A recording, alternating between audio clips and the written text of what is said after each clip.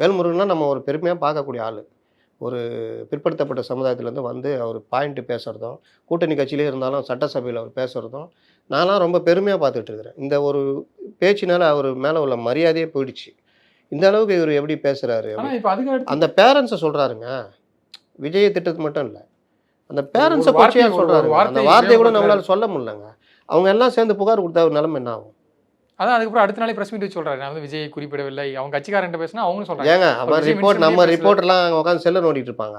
ஏங்க விஜய் சொல்லனா போய் தோல் மேலே கை போட்டு அந்த பேரண்ட்ஸ் ஏங்க அப்படி சொன்னீங்கன்னு கேட்கணும்ல. நீங்க விஜய்கிட்ட மன்னிப்பு கேட்கணும். அதான் அந்த பேரண்ட்ஸ் கிட்ட நீங்க கண்டிப்பா மன்னிப்பு கேட்கிற சுச்சுவேஷன்ல தான் ஏங்க அந்த வார்த்தை சொன்னீங்கன்னு கேட்கணும்ல.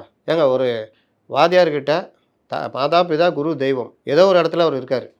அவர் வந்து ஒரு சர்டிஃபிகேட் கொடுக்குறாரு, ஒரு வாழ்த்துறாரு, கூட நின்னுமோ தோல் மேலே கை போட்டு அவங்க அம்மா மேலே போட்டார். அந்த குழந்தைங்க மேலே கை போட்டார்.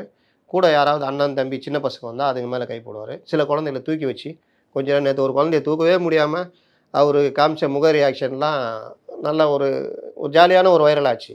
அப்போ அந்த மாதிரி ஒரு நல்ல விஷயத்தை வரவேற்கணுமா வேணாமாங்க? யார் செய்கிறீங்க?